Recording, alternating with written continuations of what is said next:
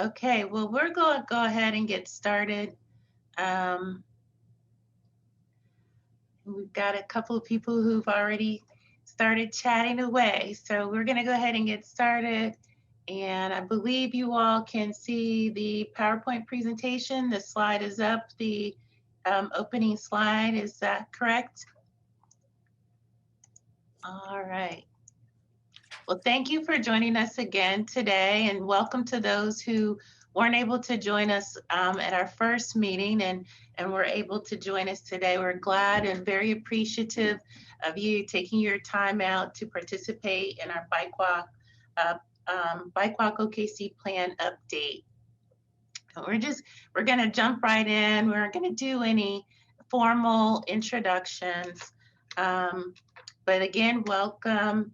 And last time we kind of just identify who all is participating kind of by groups. We've got some elected officials, elected and appointed officials who are joining us and have started participating in this process. We've got some local partners and stakeholders, and you can see the list of participants here. And then city staff, we've got some city staff who is participating and assisting with this process.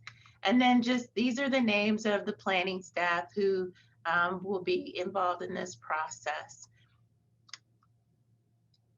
I want to remind you of some house tips. Please be mindful to mute your devices. We do have assistants co-hosts here who will help keep us muted if need be. We were able to, last meeting, we used the raised hands. That worked very well. And so we'll continue with that during this meeting. We did have an email address where you could email questions if you had questions, but our chat function is working this time. And so we definitely, as some of you have already seen, can use our chat function, chat box, to put questions. If you've got a burning question and you don't want to forget it, or it's something you want the whole group to be able to see and share, it will be, you can put it in the chat box, and then we're going to stop periodically and you'll see this slide come up so that we can make sure that we can try to have some interaction and address questions as we go along. And Jennifer, I want to make sure we're recording. I'm not seeing the recording button. We are recording. Okay, thank you. So before we jump into today's agenda, are there any questions at this time? All right. So today, what we will be covering are, one, we'd like to introduce you to our webpage. We've got our webpage up and running. We've added some additional pages for the plan update specifically. And we will also review our homework assignment. We had a homework assignment and got quite some good responses back on that. So we'll take a look at our homework responses and talk about what we've gotten back and kind of next steps as it relates to the what has already been submitted. We're also going to jump into step 2. So we reminded you, we presented to you in the first meeting that this is kind of a 3-step process, with step 1 being focusing on our pedestrian plan, the pedestrian component of the plan. And then step 2, we're going to jump into our bicycle and trail planning component. And then step 3 is going to be kind of looking at our implementation and our action plan. So today we'll spend some time looking at bicycle and trail planning. And then of course we got another homework assignment. We'll discuss what that is and give you what to look for coming forward with our homework assignment. So jumping right into our webpage, I want to remind you that we do have the current plan is online, and we do make lots of references. Majority of our slides, images come straight out of the plan itself. And so if you want to follow along, Bikewalk, Bikewalkokc.org is the location of the plan, and you can open it up and view it and use it and go along with us if you want to reference any pages. And since the last meeting, we also updated, we added to the webpage Bikewalkokc 2021 update, and just kind of gives an overview of kind of those 3-step processes that we're going to go through. And then to the side, on the right side of the page, there is a menu with additional resources and a link to the advisory group page.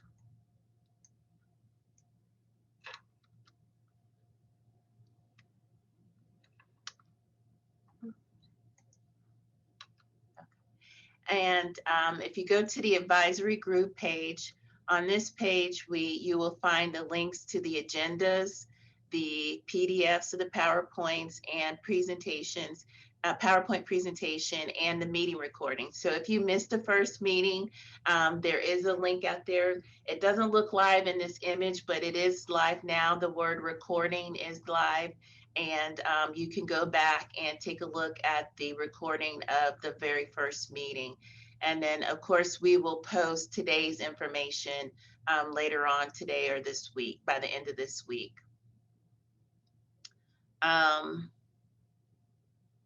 Okay.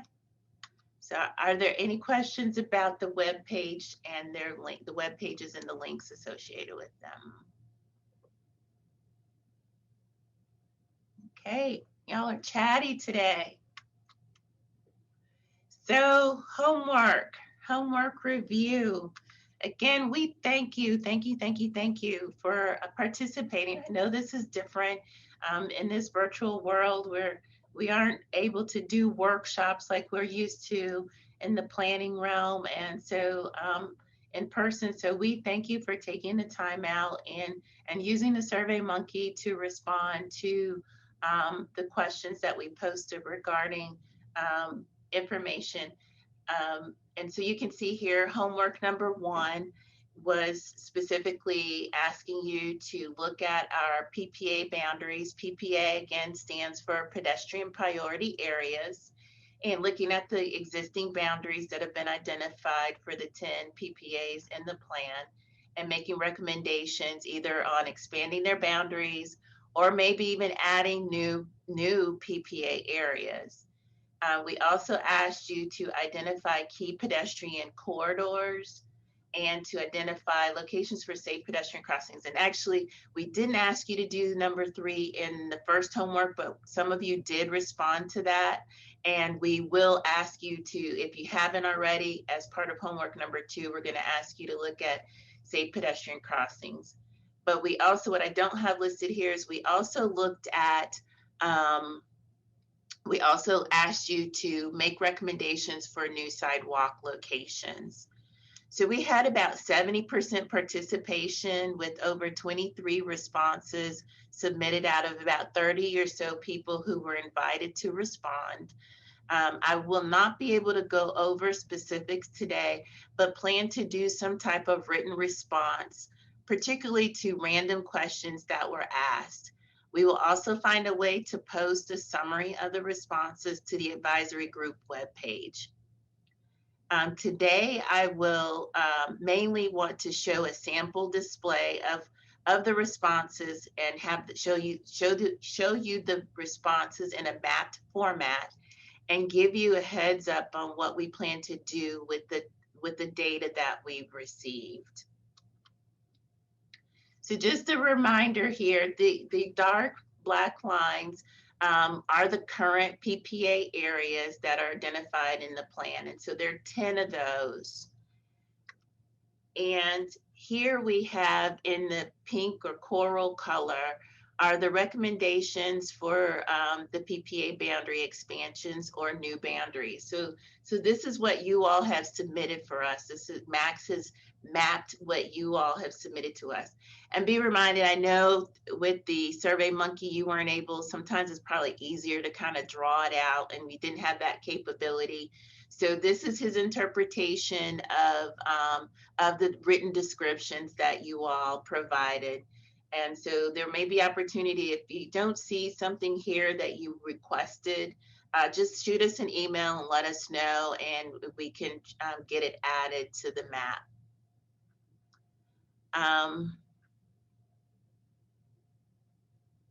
So what we plan to do with these boundaries that you've submitted, we will review these and come back with recommendations on if and how these might be incorporated into the plan. I would like to note that there are some long linear requests that we may consider as special corridors instead of actual expansions of the boundaries. And I know the existing boundaries have some of those long linear pieces to them, but because we're going to consider a corridor component, we may rather consider those long linear expansions as part of our corridor component rather than actual expansions of the existing boundaries. So that's just a conversation that we can have later, or consideration that we'll have as it relates to some of the recommendations that we as staff may come back with. There are also a couple of requests for tiny areas that are inside the PPAs. So those requests were received under the PPA category, but as you can see, it doesn't really impact the boundary. So those little blotches that are inside the existing PPAs, we will look at those as general sidewalk request, locations for request, or later on as special safe crossings. So just some thoughts here on the image that you see, but that's what we plan to do with the data and the information that we've received as it relates specifically to the PPA boundaries.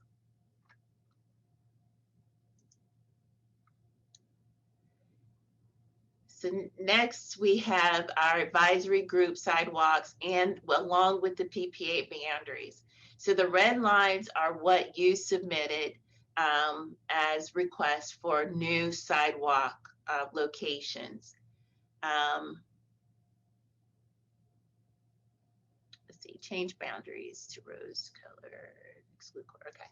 So, and then what I want to show you here, and we also, over the last 3 years or 3 or 4 years, we were already collecting requests.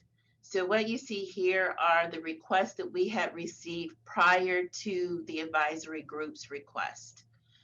These are just random emails, communications, things we might have gotten from Twitter, and they both are from not just residences, but even also some elected officials, council members may have contacted us over a period of time with a random variety of requests. So we wanted to show you what we've already received. And then I want to explain the boxes, the polygons here. Those are requests that were just a general area. So, you know, we'd like to see sidewalk within this area. So, so it's just kind of open for interpretation there. And here we have what we have today combined, both your requests, the advisory group's requests, and the resident requests, in addition to our recommendations for boundary expansions.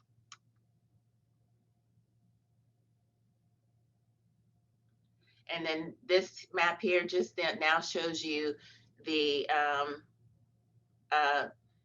overlaying of the requests, all of the requests with our downtown boundary and our PPA boundaries.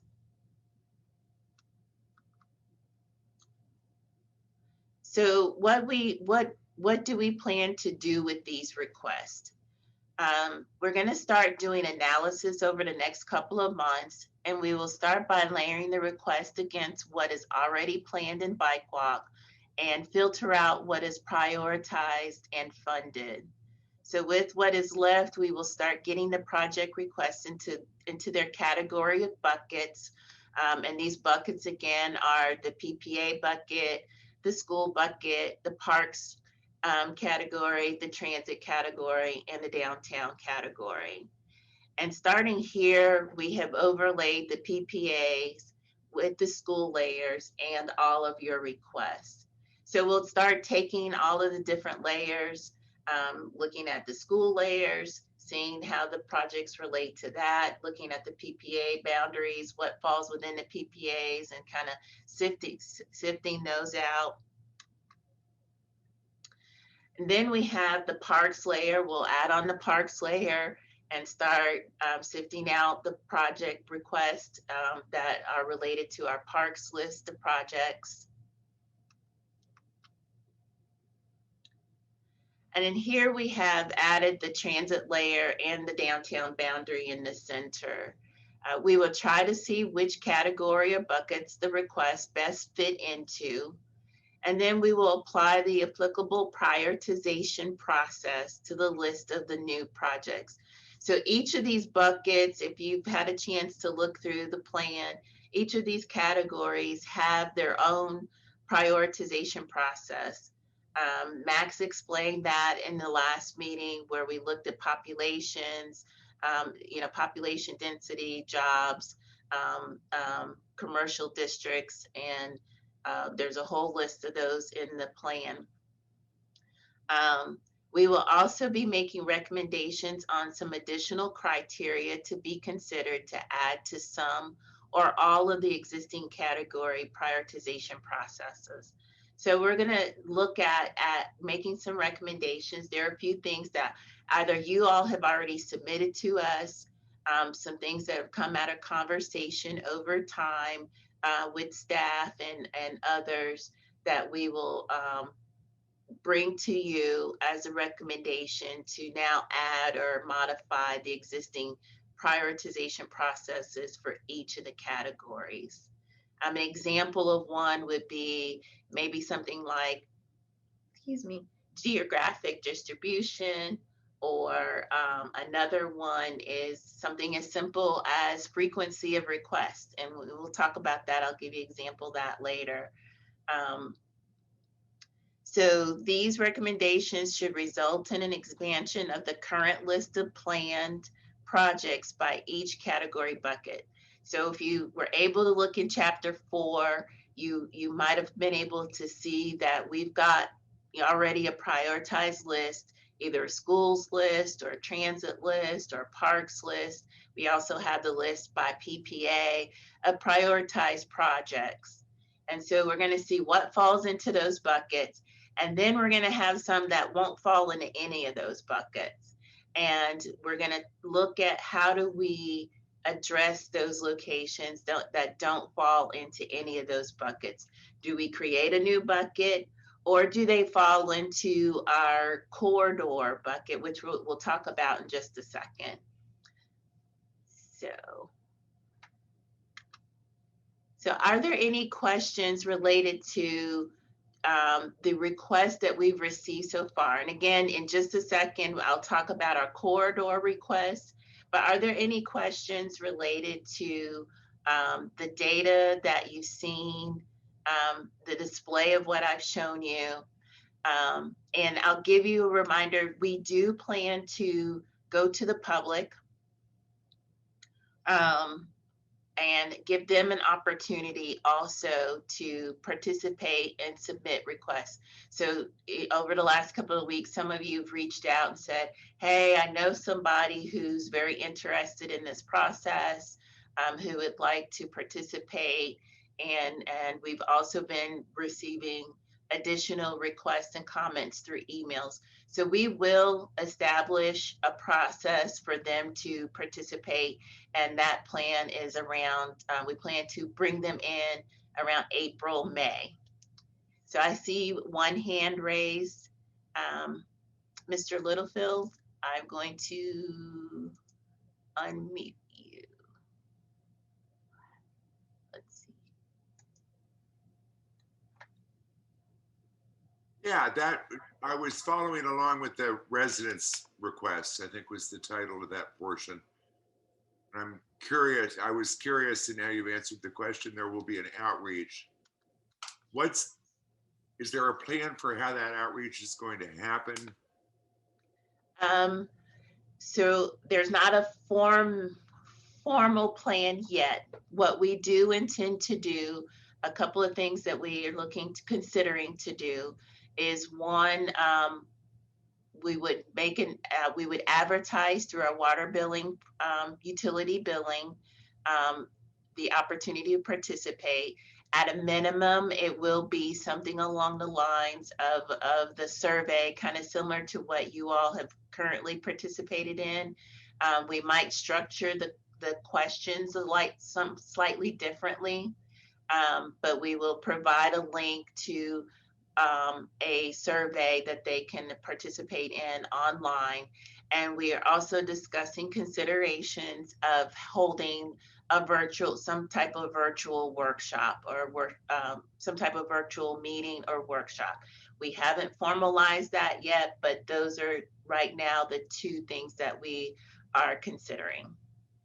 Just another suggestion would be working with Georgie Rasco at the Neighborhood Alliance and having her contacting her list of neighborhood leaders could be a really effective way of doing that too. Thank you. Thank you. Yes. Lakeisha, we also had a question from the chat box, and that's from Tony Carfang. Shall I read his question, or do you want to unmute Tony and he can ask it himself?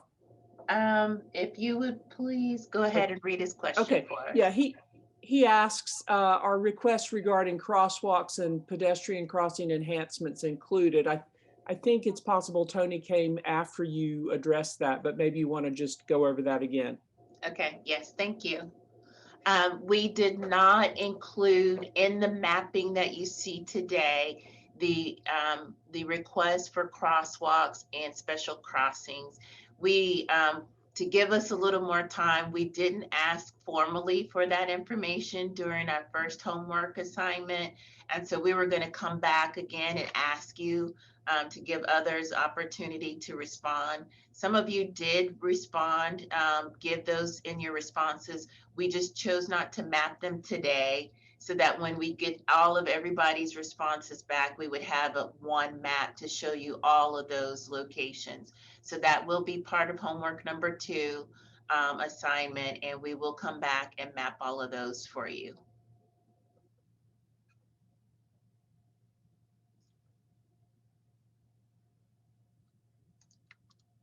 Are there any other questions regarding the first portion of the homework assignment number 1? And this is specifically just the PPA boundaries. So again, we just reviewed the resident sidewalk request, the advisory group sidewalk request, and the PPA boundary recommendations.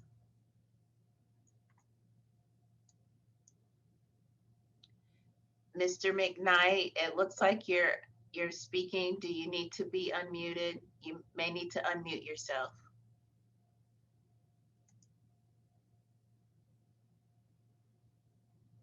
Can you hear me now? Yes, sir. Yes, ma'am.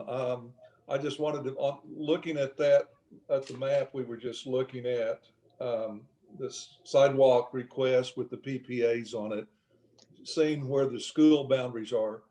When we first started meeting for the MAPS 3 Trails and Sidewalk Committee, we put a high priority on connecting sidewalks to schools.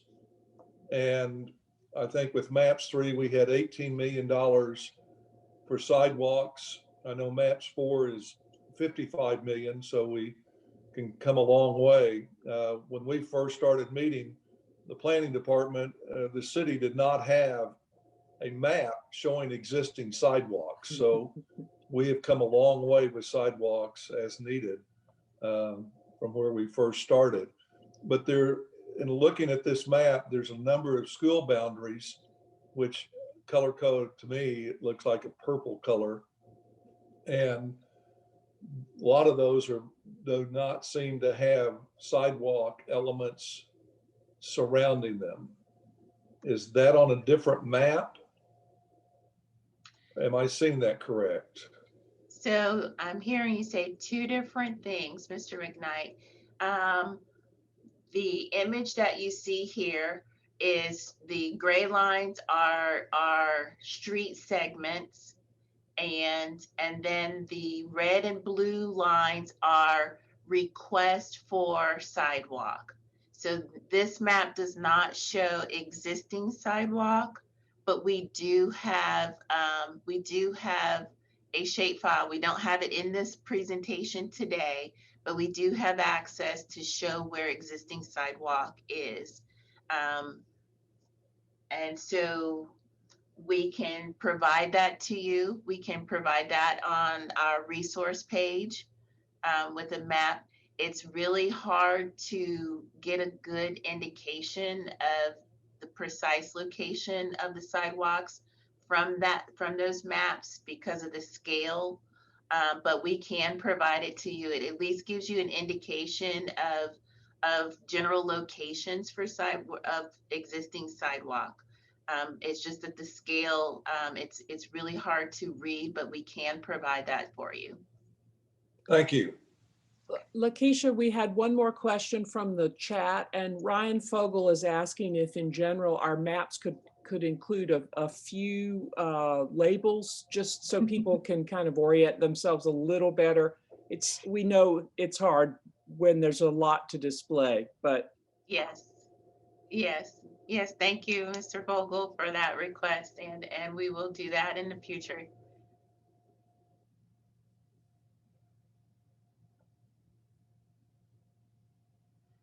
All right. And we thank you. It's not an excuse, but we will say we received everybody's information on Sunday, and we had a 2-day turnaround to literally map. And I have to give Max kudos, give Max Harris all kudos. He literally mapped everybody's request, and you can't see it, but where there were multiple requests for the same location, he literally mapped it twice. So there are lines on top of lines to make sure that everybody's requests got entered, and he did that within 2 days. And so that's not to give an excuse as to why we don't have more information on the maps. And he did all of this work for me. And so I have to give him kudos for that. But yes, we will work better at applying more additional information to our maps with north arrows and labeling. Thank you. Okay, so so now I want to talk about our corridor request. And I did update this slide, so you will not see this in your PDF. This version of this slide in your PDF, I added this table today. But our corridor request, we received about 59 individual location requests. So meaning 59 responses. So one person may have requested the same location, but we got a total of 59 requests. And of the 59 requests, there are about 26 corridors that were requested. And most of, so what you see here in the table are the number of times you all requested those locations. With most of our repeats are for Northeast 23rd and Northwest 23rd. So I consider those two separate locations. And on the map, and sometimes you might see a corridor. You could say, well, Northeast 23rd itself is a corridor. But these two, I think, have a very distinct drawing line. And so we tend to look at Northeast 23rd being the boundary from essentially from Lincoln, from the Capitol on the west side, going all the way to I-35. And then Northwest 23rd, of course, being west of there, west of the Capitol, Lincoln Boulevard, or 235 Coin. In this case, at least to Western, and in some cases, the request might have gone past Western. So what you see here is, so Northeast, Northwest 23rd Street, we got the most requests for that at this time. And then Classen, North 36th Street, and then Southeast, Southwest 29th Street. We received about 5 duplicate requests for those locations. And we are excited to let you know that some portions of your request already have funding. So again here, and I'll zoom in just a second. But what we wanted to show you and let you know is that in the yellow, you see here are just the bond and sales tax funded street enhancement projects. The street enhancement projects are intended to address things like addition of sidewalks, crossings, lighting, resurfacing, and sometimes traffic calming and trees and landscaping. And I want to take a quick sidebar note to talk about landscaping and trees. I know that that's a request. That was something I think was brought up in our last meeting, and I think there were some discussions about that request, that in the request that we received. And typically, our street enhancement project process, we identify a scope of the project to get the project funded, and the scope includes a wish list of items that then need to be prioritized. And sometimes typically with assistance from stakeholders to help us prioritize the wish list. Often trees and landscaping are considered high priority, but sometimes they get bumped down for a number of reasons. And one being a limited budget, and 2, the requirement that they need to be maintained either by business owners or property owners or a district. So if the budget allows for the installation as part of the project, which sometimes include installation of an irrigation system, the city then asks the district or representative to sign a maintenance agreement for improvements or to do the maintenance for those amenities. And I really wanted to kind of take just that quick moment to express that because sometimes there is no district or no willing property owner or business owner who's willing to adopt the landscaping or the trees to take on that maintenance. And so although it might be a highly desired request as part of a street enhancement, it sometimes does not get included for those reasons. And we can chat on that a little bit more later if you like, but I thought it was important to kind of express that. So again, here, the map that you see, the yellow represents about 11, well, it's about almost 20 bond and sales tax funded projects, street enhancement projects. And what I wanted to do is zoom in just a little bit. Let's see, we were not able to map today all of our projects. Okay, so I'll start. Sorry, let me back up for a second. So what you see here is where we've zoomed in and identified projects that actually overlay or overlap with some of the corridor requests that we received. So that's just to let you know that we're already working on some of these areas and they're underway. So status, just real quick, Paseo and Walker is under design. Those are actually 2 separate projects, but they're being designed simultaneously. And then we've got the Uptown or the Northwest 23rd Area Street Enhancement Project, which is from Broadway over to Western. And then the Northeast 23rd Street project is a street enhancement project. That one's a little on hold. We're waiting to try to coordinate some other funding opportunities, either through MAPS 4 and and just looking for some additional funds to do the Northeast 23rd Street project. The Plaza area project is currently under design. I think a preliminary report, 30% report, is coming out real soon. The Northwest 10th Penn, Virginia project is under design, and the Auto Alley project was recently assigned to a consultant and is under design. And then the Southwest 29th Street project just reviewed 30% design. And that one is coordinated with a large resurfacing project.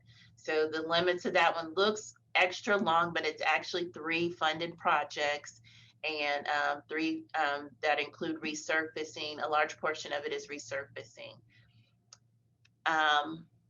We are not able to map for you today, but there are dozens of funded sidewalk projects and about 1 dozen funded bicycle projects that overlap with a lot of the requests that were made, particularly for our corridor requests that were received.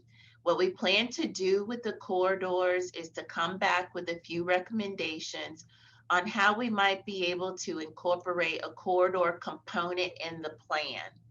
The recommendations may include things such as definitions on what constitutes a corridor for the plan, and a prioritization process that is unique to corridor planning and funding. And this component may be developed in conjunction with the special safe crossing components.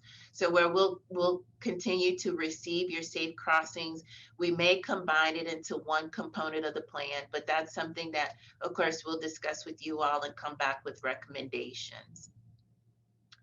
And again, I just want to remind you that I did not map for you today any of the safe crossing requests. And so that will be part of homework number 2. So I just shared a lot of information with you on what you all gave us. We just wanted to share with you all on what you sent to us and tried to map out for you and let you know how we plan to proceed with the request that you've submitted. Are there any questions? Lakeisha, there are a couple chats that I just wanted to share with the group. Councilmember Hammond had to duck out early for a work meeting. She sends her regrets, but looks forward to the recording when it's available. And Shane Hampton compliments the staff on the very clear presentation of this massive amount of info. And thanks the staff. Thank you, Susan. Thank you for the comments.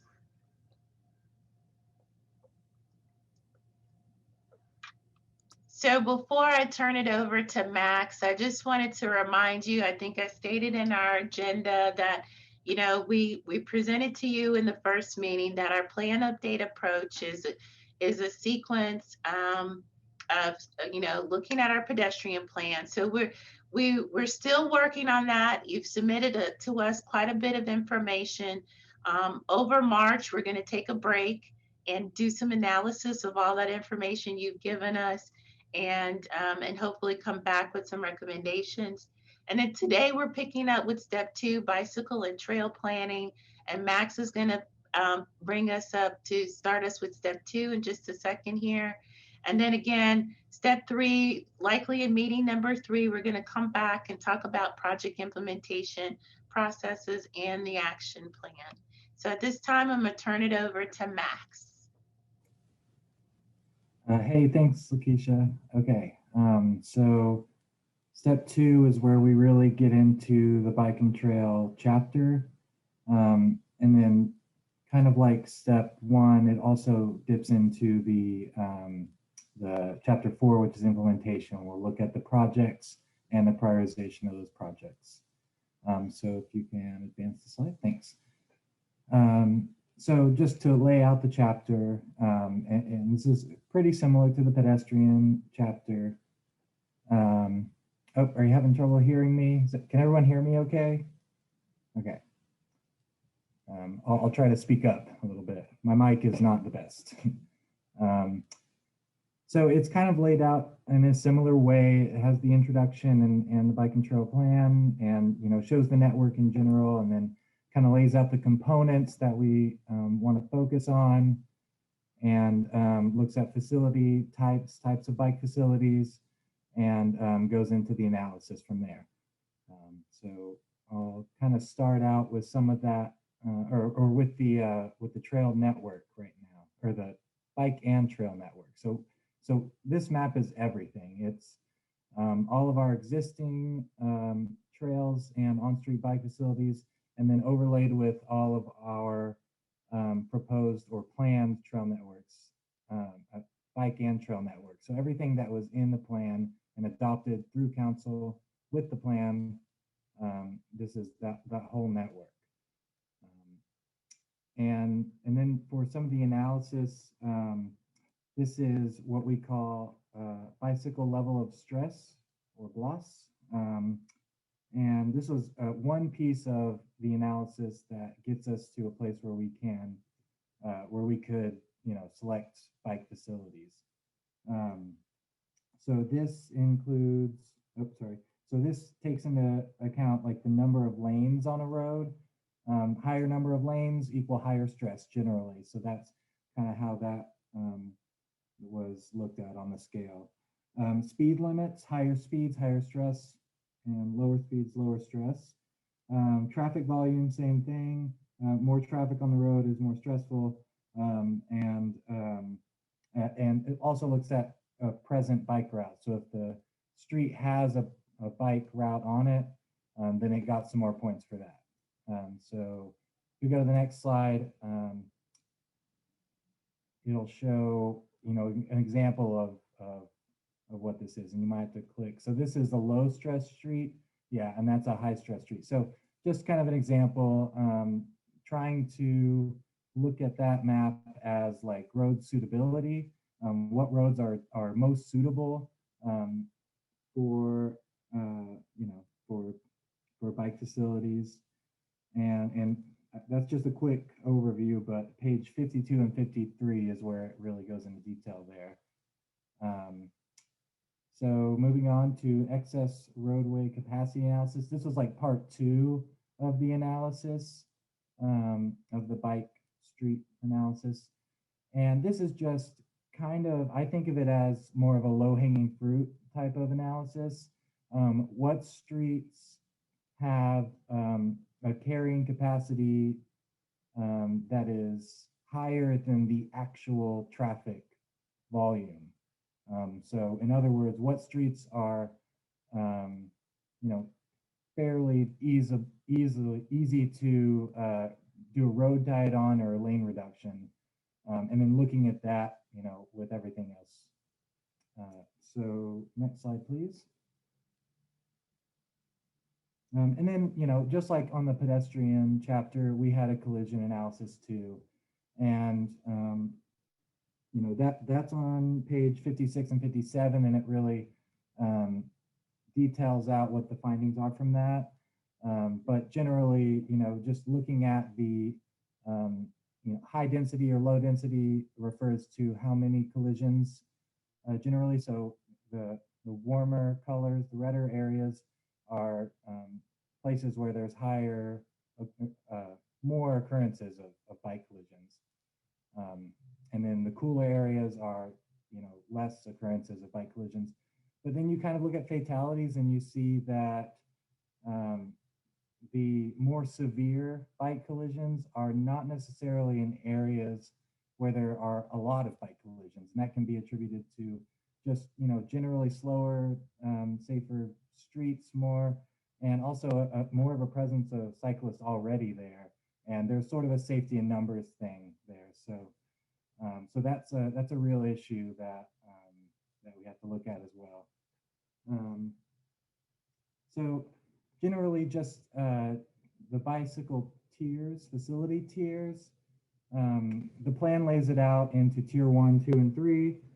And again, that's on pages 38 and 39 if you want to read those in detail. But in general, a tier 1 is just the highest level of protected bike facility. So on street, I should say, bike facility. And right now, like in our standards too, we have these vertical delineators, is what we call them. They're those plastic flexible bollards. And so, that's kind of our standard for like feasibility and our standard protected bike lane. So it's not to say we couldn't do something like a curb separated or something more like more protective in there. But this is sort of our standard right now to get our bike network put together. And then tier 2 is just a conventional bike lane. Sometimes this can be a buffer as well if there's room on the road. And so, and in general, like a street that's higher speed and higher traffic volume will get a more protected facility. And then if it's a little slower and less traffic, then it would just a conventional bike lane may be appropriate there. So, and then tier 3 is shared facilities. So generally, this is just kind of a share on the road, and it really is only appropriate for roads that have slower speeds and are not stressful. They're low on the stress tier. So residential roads are great, and maybe some downtown roads and things like that that aren't too wide and aren't too fast and don't have too much traffic. So in practice on the map, the next slide shows the central OKC bike facilities map. So it takes the bike network like we saw in the very first map, and then it applies the tiers to them. And I should note that that fine print at the bottom is some of these may change based on further side investigation. No two streets are the same. So sometimes you get into the field or a consultant gets out there and finds something that we didn't see, and so some of these are meant to be a little bit flexible, but in general, this is always what we're going to strive for on our when it comes to be a project. So if you go to the next slide, please. So speaking of projects, this is our prioritization of the bike projects, and it's on this is on page 112, but page 110, I think, through 113 have all of the on-street bike projects prioritized, and the prioritization of those bike projects generally are like number of households serviced. It lays it out in the plan as well, but the cost per household, which is really tied to the household served. And basically that's a population thing. It's how many people is this bike lane serving, and sort of a density as well, population. Destinations, so it looked at schools, parks, commercial areas, and other important destinations. And then if it crossed a barrier, it got extra points. So barriers, we consider things that are not changeable really, like the Oklahoma River or an interstate or something like that, where we may really need a bridge or something, or if it's just something that we really need to create a safe passageway through for cyclists. So yeah, that's generally the prioritization, and then the check marks here are not shown in the plan, but this is just for your visualization to show what projects have received funding and what projects are still just partially funded and things like that. So we can orient ourselves to where we can go next. So, and then, this is a quick one, but it's just locations where we may need a bridge. So similar to the barriers point I was making, there are some places where we really need a pedestrian bridge or a bike pedestrian bridge. And these 1 through 5 or 6, I think almost all of them are funded. So this is definitely something we're going to update in the plan, and would like to hear some input on as well. I think this is the last slide before we go to questions. Is that right? So the next slide, please.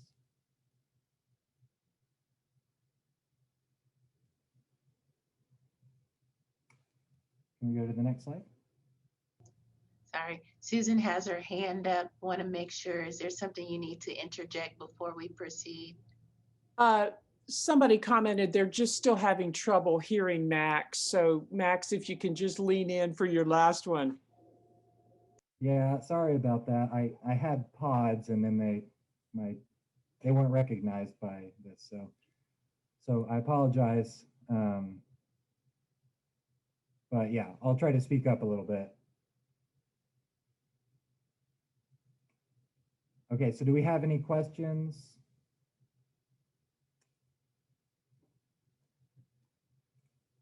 Yes, we have a question from Tony De La Vega. The bridge over Northwest Expressway is number 5. Is that because it's lower priority than the other bridges?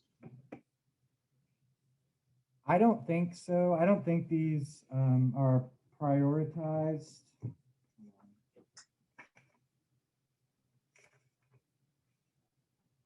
Okay, so they are prioritized on page 118 and 119.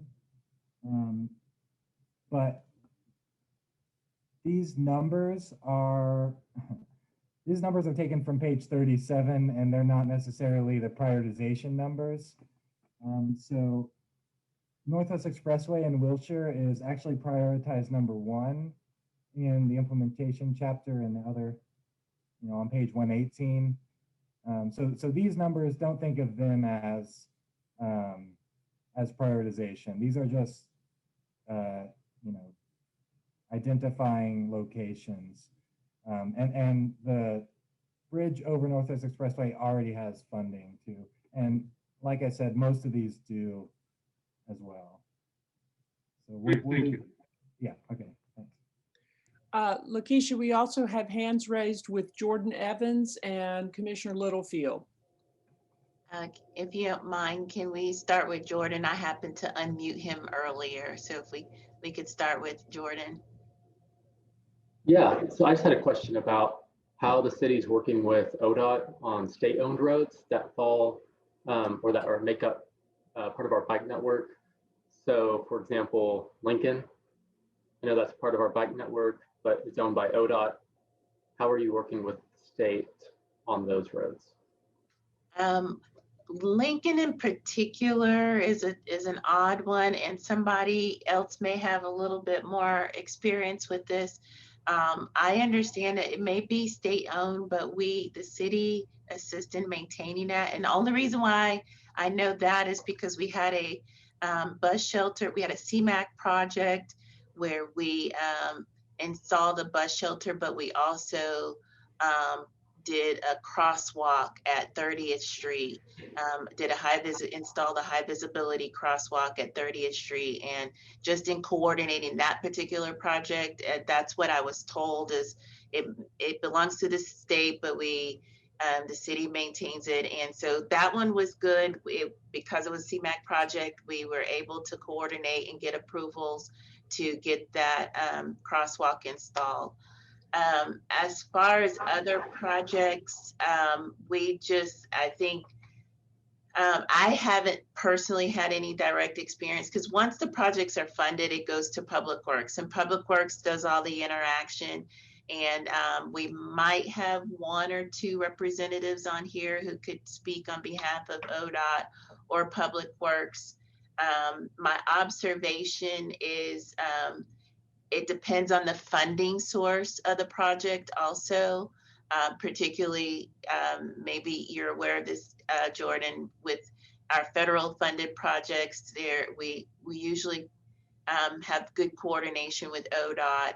If it's an ODOT facility that we're proposing, typically we've reviewed the scope of the project with ODOT and we go through all of the approvals that we need to obtain in order to utilize their facility, their infrastructure. Is there a specific location that you have a question about? Yeah, so I know Shelby's heard me talk about this, and I think Max may have too, but ODOT's 8-year plan has Lincoln to be resurfaced from 50th to 30th Street. So just naturally seems like a good time to do a road die on Lincoln, which is overbuilt for the capacity So just think about how the city can work with ODOT on that lane reduction.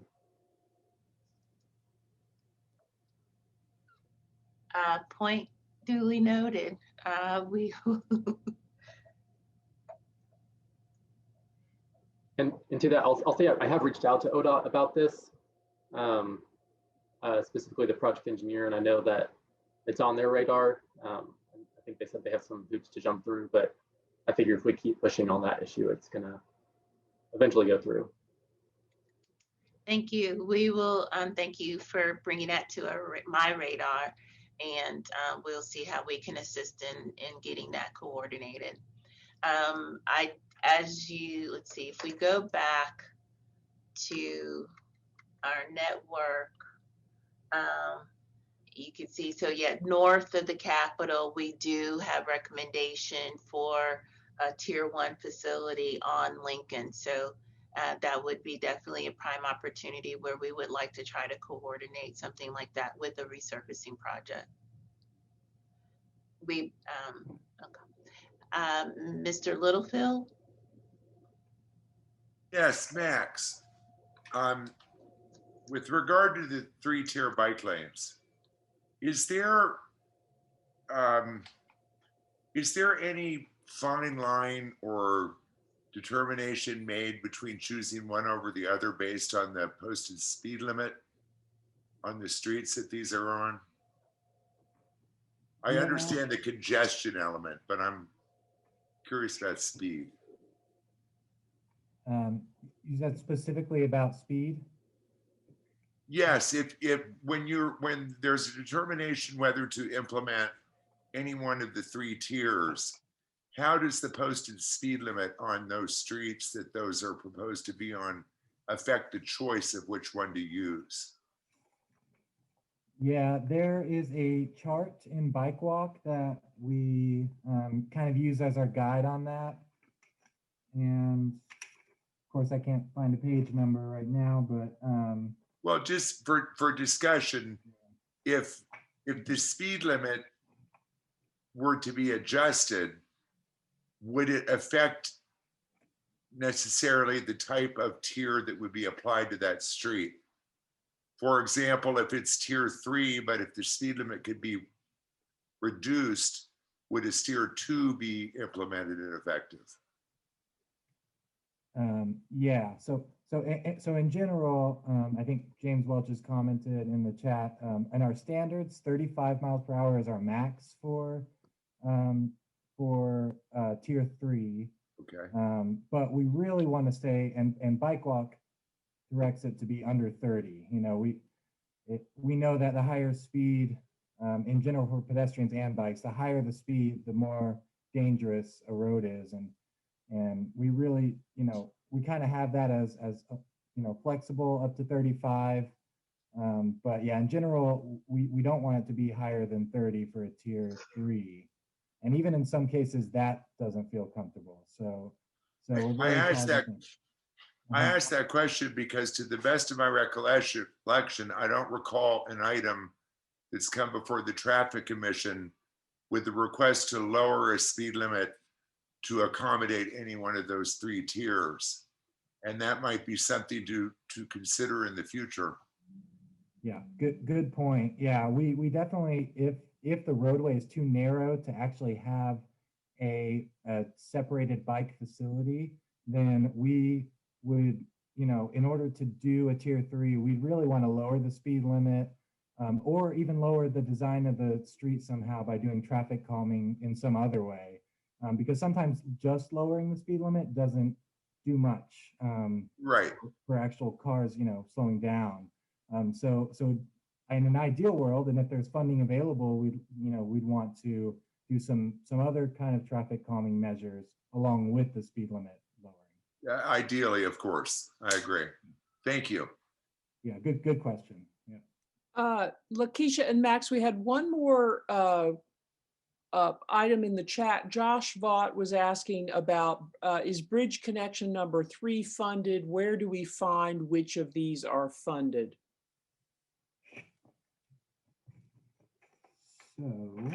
So bridge connection number 3 on the map, and Max, you might have to help me with this.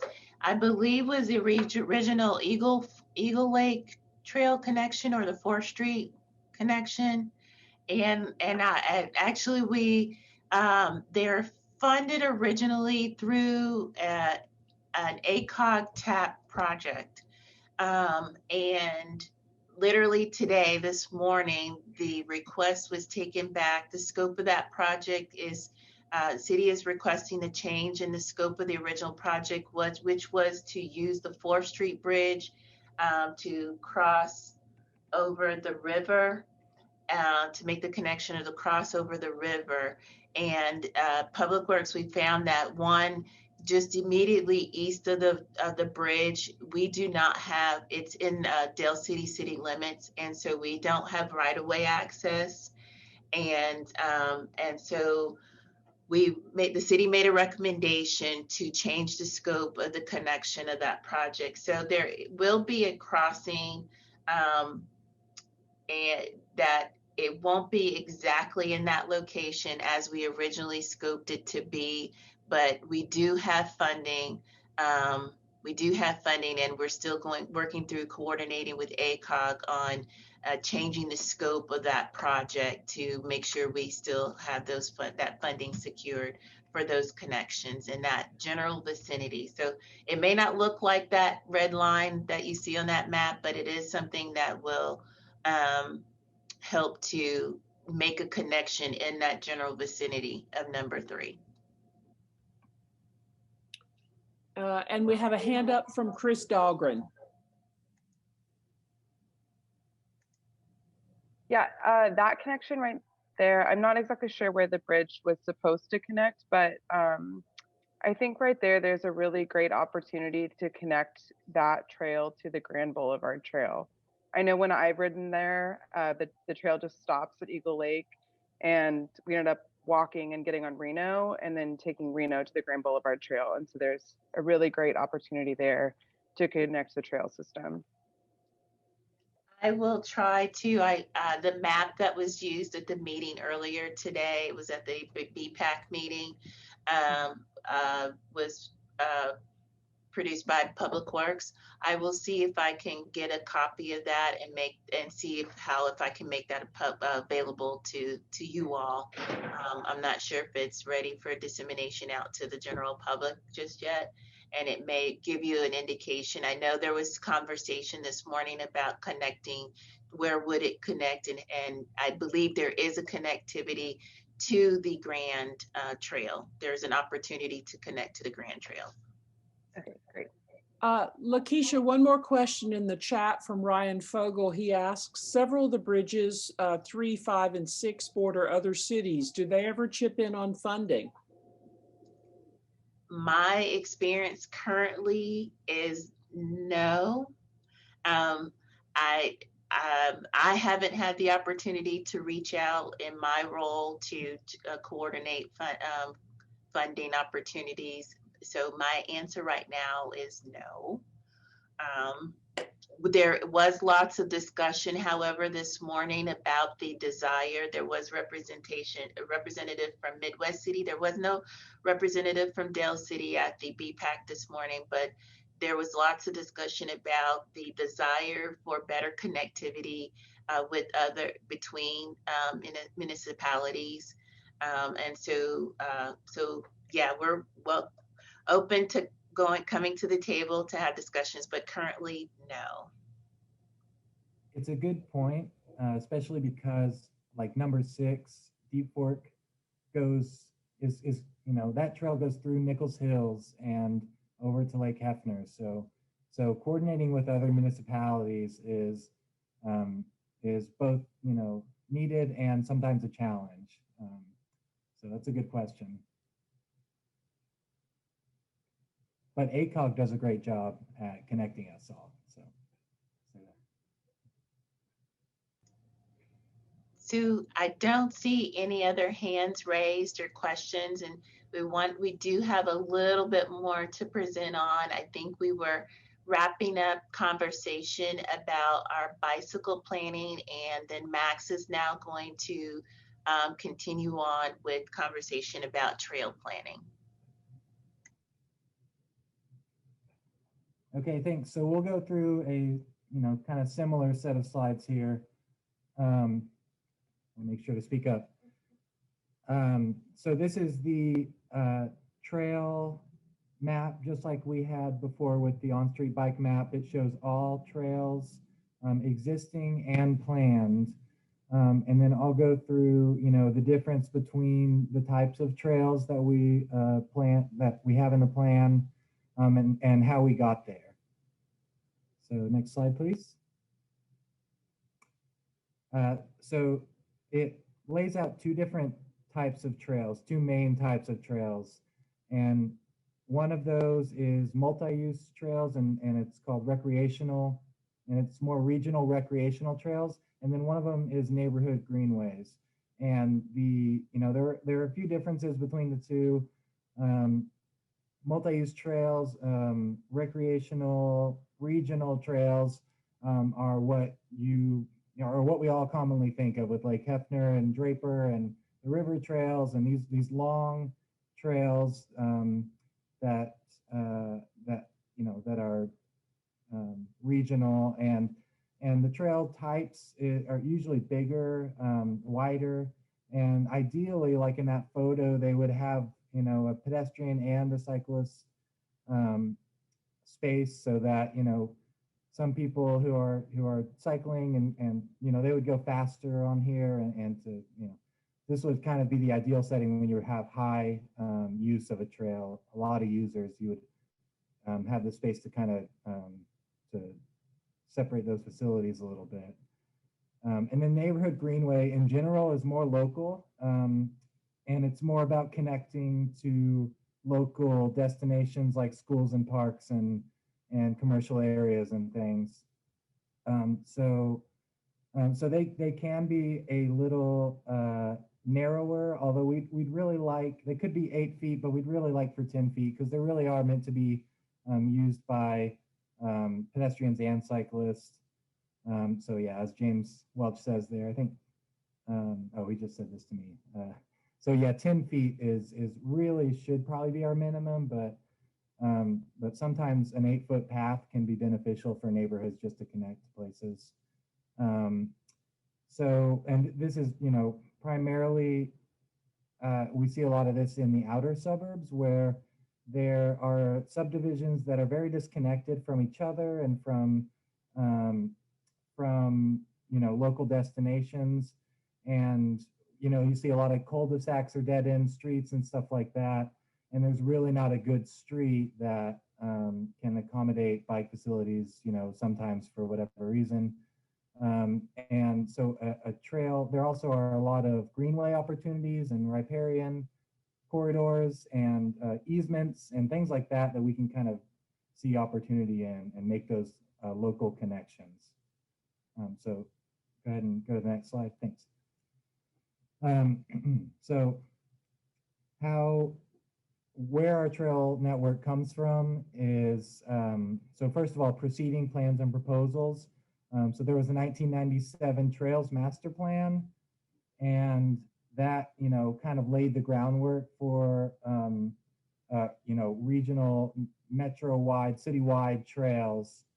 And since then we've had, like all these trails, the Hefner trails, the river trails, and Lake Draper and Will Rogers Trail and things like that. And so we really want to build off of that. And then we really want to connect that network. We want to connect them with each other. There's a lot of trails that are, like with Draper, it's kind of out there and it's not connected to the larger trail network. And, looking at like this Grand Boulevard Loop, which is another kind of historic plan. We have a lot of the loop built, but it lacks connection at these major, these major gaps. So we really want to make that a priority. And then, like I mentioned earlier, we did just generally look throughout the city for riparian corridors, like, sometimes floodways are good, and sometimes easements, like utility easements, or just generally undeveloped areas that we might plan for because we know they are going to be developed, and we want to require the developer to leave space or maybe even build a trail piece for us if it makes sense. Go ahead and go to the next one, thanks. So in general, for prioritizing the projects, just like with the on-street bike facilities, we look at how many residents are served from a trail, and whether it has existing funding, but maybe it's just partially funded, and we want to prioritize those. Looking at connections, even looking at topography to see the ease and how much like dirt you would have to move and land you'd have to like change. And then looking at who owns the property. So if it's city-owned land, it's generally a lot easier than if it's not owned by the city. And then whether the developer can build it in advance. Next slide, please. And then what that looks like on the map is this is on pages 116 and 117. This shows it numbers. It breaks up the trails into pieces and numbers them from high score to low score, and that's all listed out on page 116 right before this map. But just to show you in general, and I also added existing trails on this map, what we're thinking. So you'll see like in areas that are undeveloped right now, like in the south and southwest, they kind of get some lower scores because it's not developed yet. And it's more of a longer distance future we're thinking about. And then ones that are scored higher are really those trying to connect trails to each other, and additions that really maybe serve a lot more people and stuff like that. So next slide, please. And then just to throw this at the end here, sometimes a trail project is not a new trail. Sometimes it's just trail amenities. We don't have a lot of those, and we definitely have a lot of need for this kind of thing. So we'll be asking for your recommendations, what we might add to this if we miss something, or maybe locations where these amenities are really needed. I think that's all. Yeah. So any questions over trails?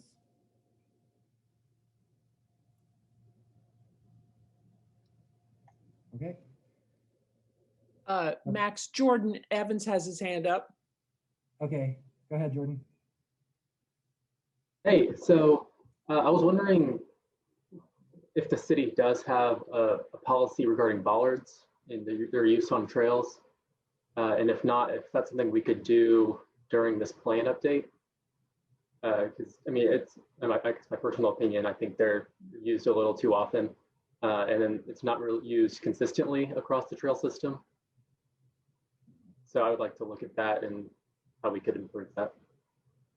So I hear you're asking for consideration for more frequent use of bollards on trails. Actually, the opposite. I would actually like less use. All right, that's why I asked for clarification. Okay, so Sorry. for Yeah, less.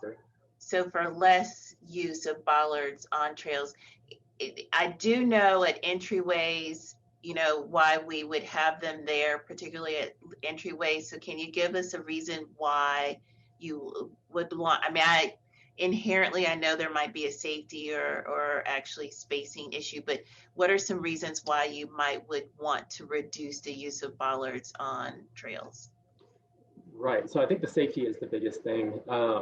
I think that the way it reduces the usable space of the trail, and then also looking at the height of the bollards. And I'm thinking, Stanley Draper is the one I'm thinking off the top of my head. There are a number of places on there where there is no other access to the trail, but there's a bollard on the trail. So areas like that, I think, could be improved. And even if it's just widening the trail at those locations that make it a little easier to pass by. But I really see it as a safety issue as a bicyclist going through this trail system. Thank you. Yeah. That's a good point. Like James Welch said in the chat box, we definitely would have to coordinate with parks on that because they, you know, set those standards. If there are standards, I'm not quite sure. I know Maps, you know, in the past has kind of made decisions on that. And in general, I think the idea is to keep cars off the trails, but you know, at the very least, you could maybe not have three. You could maybe just have one in the middle, or you know, one that's retractable, or maybe some cases not at all, like you're saying. So I think that's something we can have future discussions with, and talk and coordinate with parks on with the Parks Department. Right, I agree, and I think I don't have an answer for it either, but I think it's something that we could look at. Okay. Ryan Fogel's hand has been up for a while. Ryan, you're muted. Hey guys, can you hear me? Yeah. All right, sorry. I have a question about, I noticed the multi-use trails and Greenway, you know, it kind of depends between the 8 and 12 foot. And you mentioned that it's kind of used for, you know, it's a multi-use trail, so people run on it as well as bike on it. But typically, isn't funding separated between bikes and sidewalks? I don't know if you're saying, okay, sorry. Yes and no. So for our sales tax funding, we have pots, we have categories of funding. So we've got a trails category for funding and a sidewalks category for funding under the temporary sales tax. And so there's that. And then under bond, we have a trails category and a sidewalk category. So yes, they typically are separated.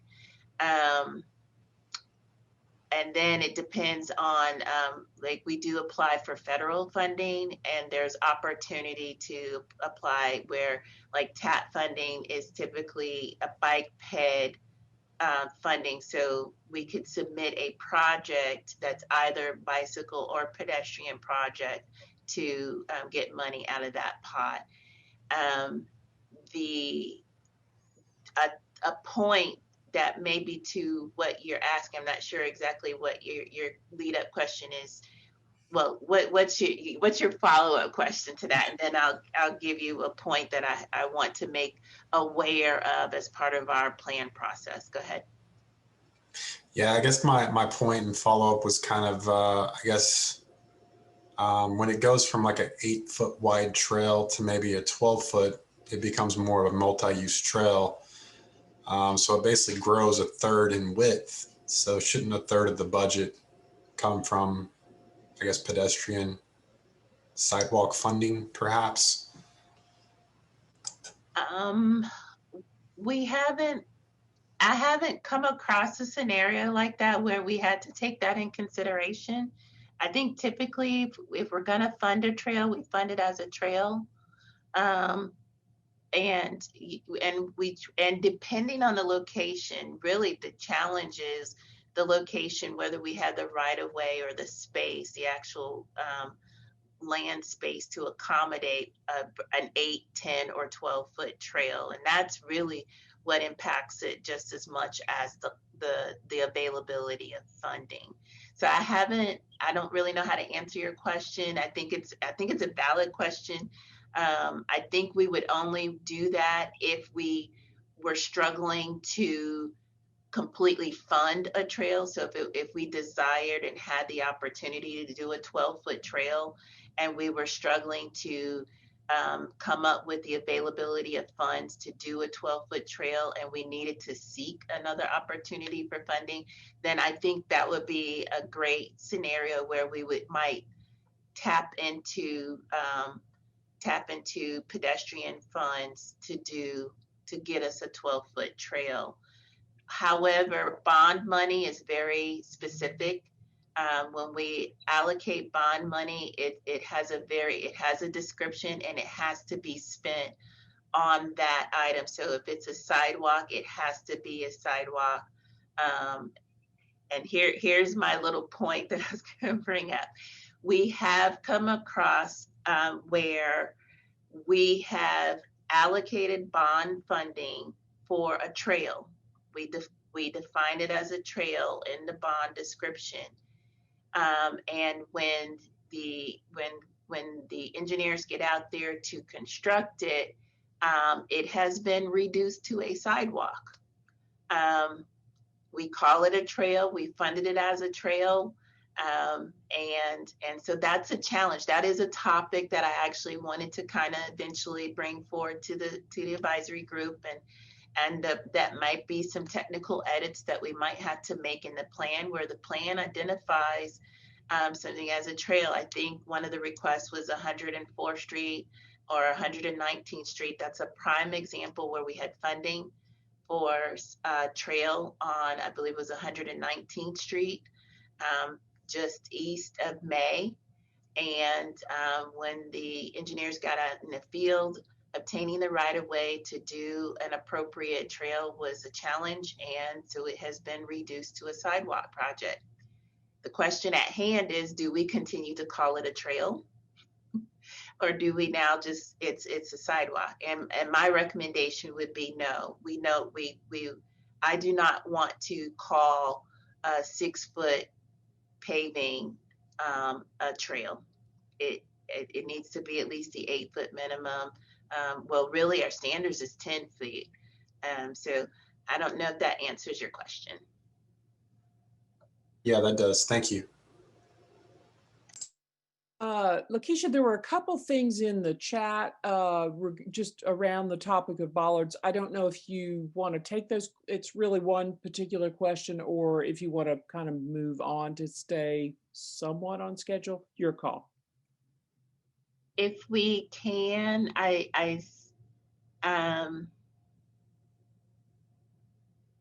if it's not let's address specific questions. Well, actually, let's move on, and then we'll address additional questions at the end, if that's okay with everybody, because we're right at we want to assign homework. Okay, so we're going to move on, and this should be really quick, and then we might have just a few minutes left for additional comments and questions. Again, thank you for your homework assignment number 1. So homework number 2, we're going to be looking at our bicycle network, our bridge connections, our trail networks, some safe crossings.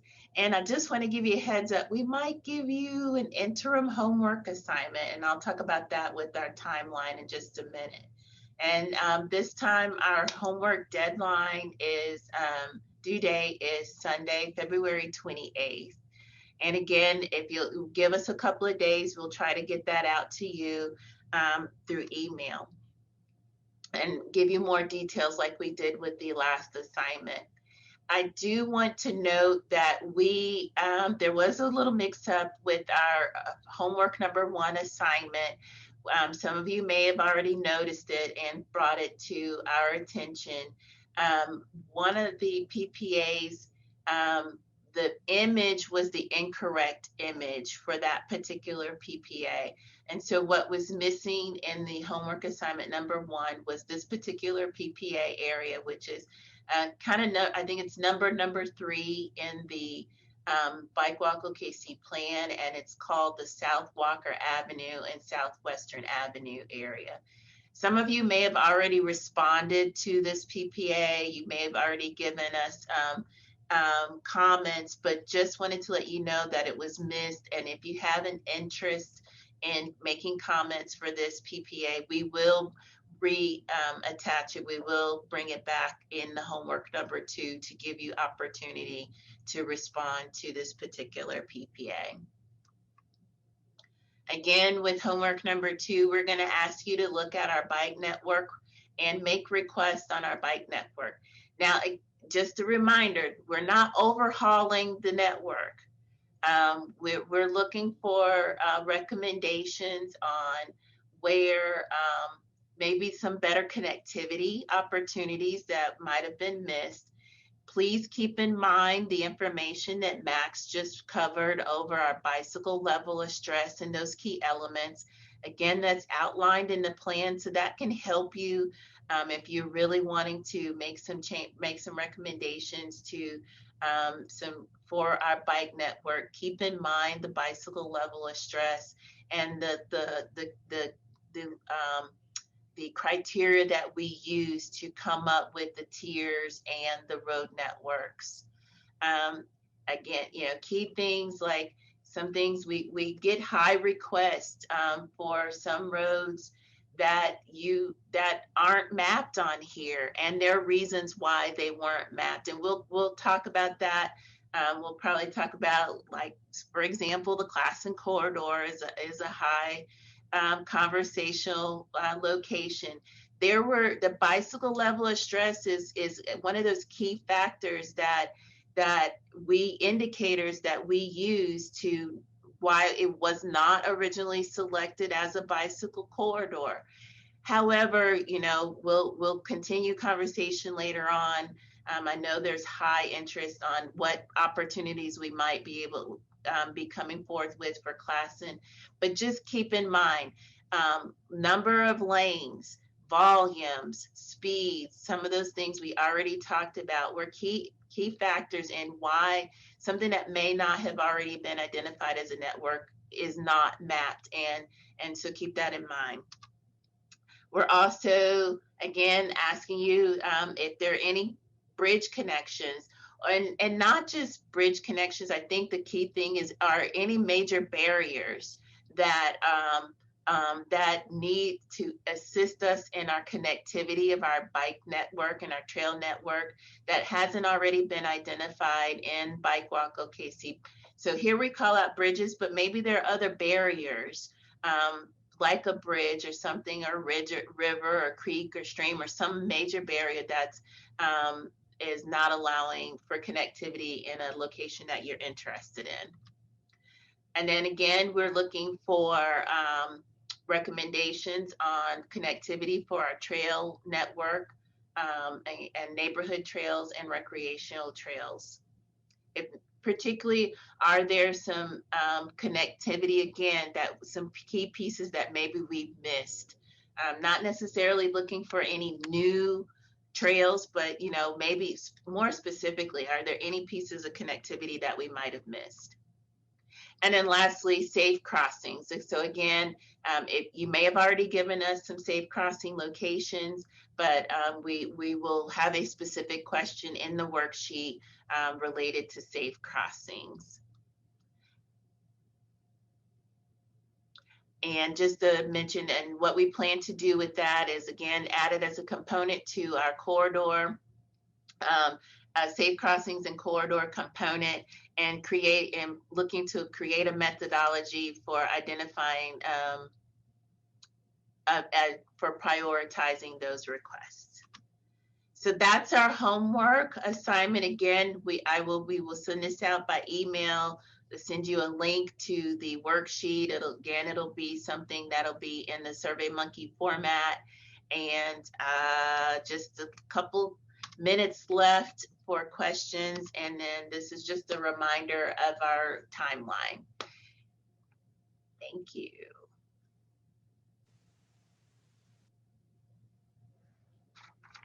Yes, Mr. Littlefield. Rob, you're muted. Yeah. You're still muted. That's one step I'll never get used to. I'd like to ask Commissioner Schuline to pipe in on this if he wishes to.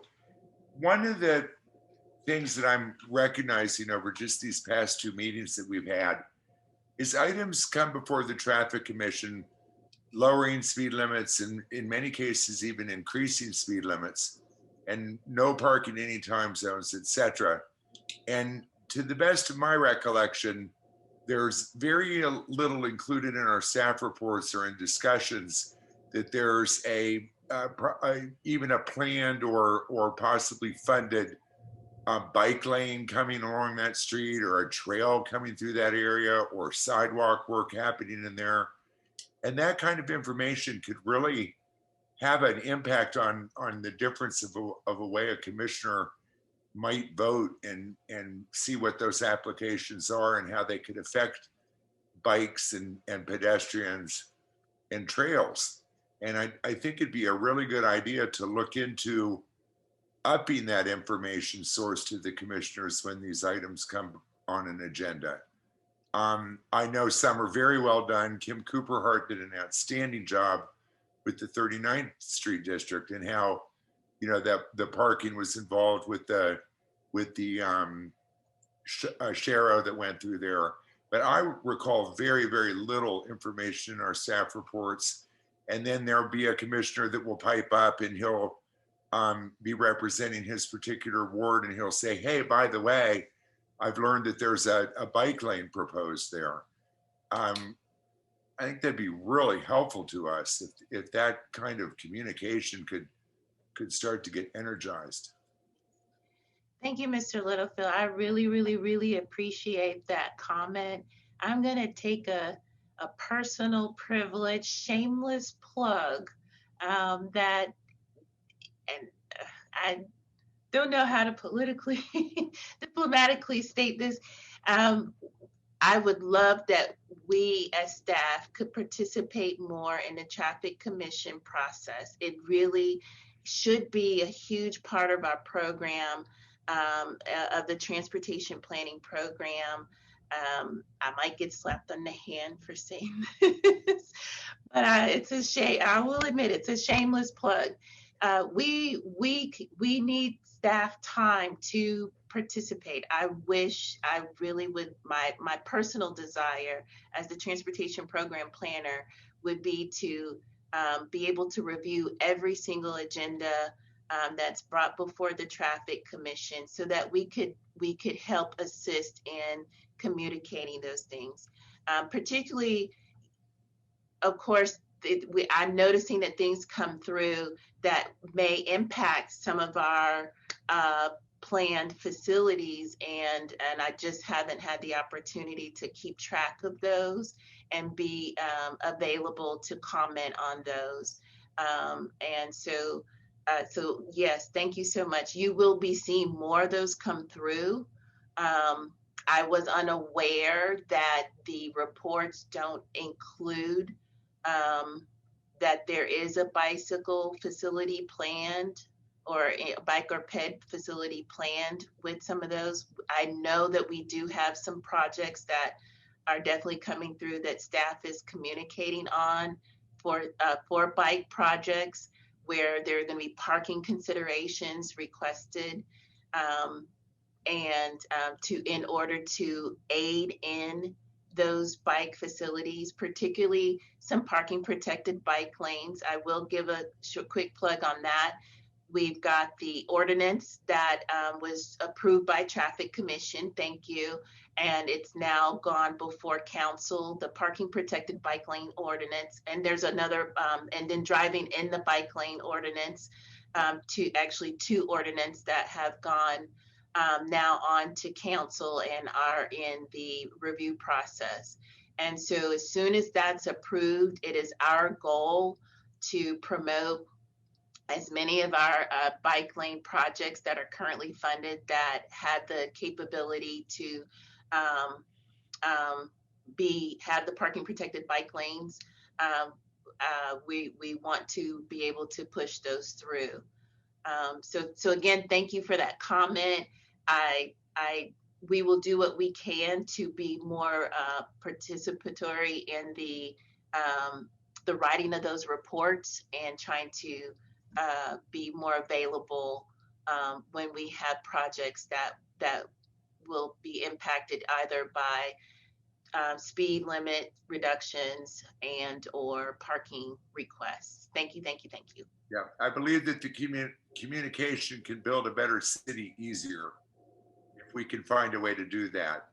And thank you. I know you work very hard at this, and there's lots of moving parts, but for all of these years that I've been doing this work, I've been screaming for communication between the Traffic Commission and the Planning Commission and the Traffic Department and the Planning Commission, or the Planning Department. I think that if those two sets of people could get together better and discuss these things more, freely and have a better information flow, I think things would go so much easier. So thank you for your hard work.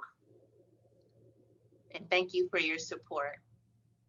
Lakeisha, there are 4 comments emphatically agreeing with the need to better integrate traffic management and planning. So just summarizing. So now is the time for open conversation. I know we're past the 4 o'clock hour by 4 minutes here, but I know I took up quite a bit of that time. So if there are any other questions, just random questions, now is the time to express them, comments. And thank you again for using the chat box if you need to. Mr. McKnight, you're muted.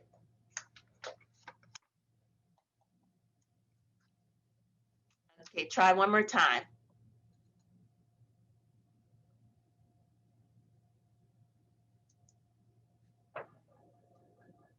Does that work? Yep. Yes. Yay, technology. Wanted to go back and emphasize something Max had talked about was in the original Bikewalkokc was the terminology that there were 2 types of trails, multi-use trails and neighborhood greenways. And I think that multi-use trails captures what's actually going on present day as well as anything, because you certainly have cyclists, you have runners, you have walkers, you have people out there recreating, but you also have people using our trail system to commute to commercial entities, to work, etc. So I think as we move forward, and if we end up with another publication, that we should definitely use the word multi-use trails. I think it captures what's going on and keeps away from some of the confusion. And also Ryan had made a very good point about why sidewalk money could not go into construction of a trail.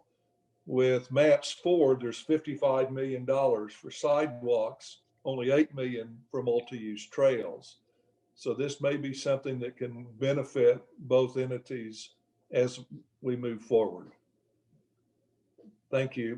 Appreciate all the work that everyone's done and bringing this revision back together, and appreciate all the work that city staff has done. Thank you. Yes, thank you, Mr. McKnight. Lakeisha, Chris Dahlgren has her hand up. Okay. Hi, I sent an email about this just in case I didn't get to speak about it, but I do really want to see the definition of a bike route changed in Bikewalkokc to require that the cross traffic has to come to a full stop, like whether that's just a stop sign or it is a light. I just don't think that it should be called a bike route if cross traffic does not stop. And one of the places, like a couple places that I see that right now is like 19th and Barnes. The cross traffic does not stop. And then also that bike route on 19th crosses May Avenue, and there's no stop on May Avenue there. So just going forward and hopefully retroactively as well. Thank you. I might put you to work, Chris. If you would, you've given us 2 examples. So I know that we have signed bike routes, so there may not be pavement markings. And again, that precedes me, my participation in our bike planning process here in the city. So if you come across other locations, and of course we can take that on as an assignment where we would need to identify those locations where there's no stop control on a bike route, and then we will try to find a way to address them if we can address all of those locations. So if you come across those, if you would just help send us a list, that would be great. Thank you. Okay. Mm-hmm. Lakeisha, a comment in the chat from Josh Vaught. There may also be places where sidewalks could be widened as recognized multi-use trails, and he uses the example north of Lincoln, north of the Capitol. Okay, thank you. And Commissioner Littlefield wants to remind us that speed limits matter a lot, but particularly at the crossing places that you were talking about with Chris. So, yeah, I've seen places that have just like they have a sidewalk and they've been able to like lay another panel, you know, beside the sidewalk, and then it's wide enough for a trail. But I've also been told that it's not quite that simple sometimes too, engineering wise. So so it's definitely something we want to look at more, because we actually have trails right now that are just sidewalks, or we have called them trail for a long time. And so ideally we could, you know, just widen them and make it an actual trail facility. So yeah, that's a good comment, because sometimes I hear that, no, we got to take up the sidewalk and put down trail, and sometimes that really is the case. So, but if we could take the opportunity and build on what we already have, I think that's a good insight. We have hands up from Commissioner Littlefield and Ryan Fogel. Very quickly, a sad example. On Hefner Road between Hefner Parkway and Portland Avenue, a year or so ago, there was an application to increase the speed limit along that corridor, and there's a trail that crosses at some point below the dam.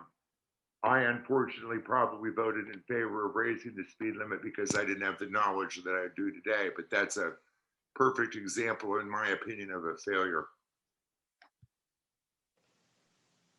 Thank you. That's a good point. And that may be something that we can discuss with Public Works. They've been great at looking to the bike plan for like coordinating resurfacing opportunities with planned bike facilities as such. So maybe that's something we could ask the Traffic Commission staff to do as they're preparing their reports, that they make sure that they refer to the bike walk plan and at least denote in their report that there is a crossing associated with whatever request is coming through. So that might be an opportunity where we could work with them on that. Ryan. Yeah, just real quick. I was going to talk about the homework we did for all the sidewalks a few weeks ago. I kept wanting the multi-use trails to be on sidewalk maps and trying to see if the sidewalks would link up to them, since they are used for both bikes and running and walking or whatever. I think it should be on the bike maps and also the sidewalk maps. Just a suggestion.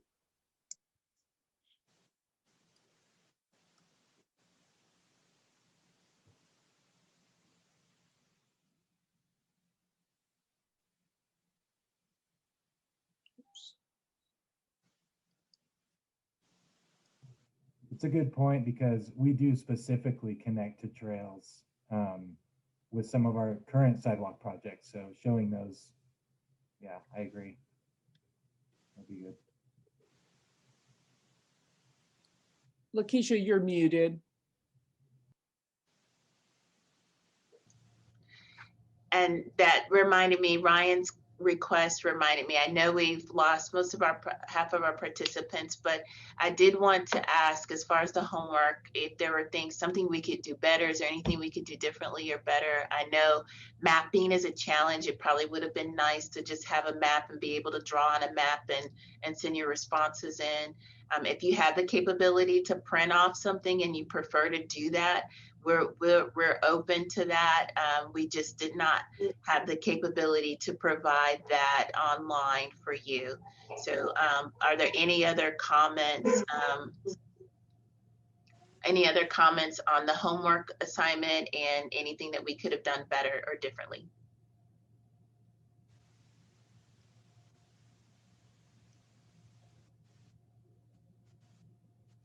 So hearing none, no more comments. We are well past the 4 o'clock time, and we've already lost a few of our participants. So I thank you again for your participation, your attendance, and I look forward to hearing more input from you all. And we will be reaching out to you all within the next couple of days with your second homework assignment. If you have any questions, please email myself or Max directly. Thank you. Thanks. Bye-bye.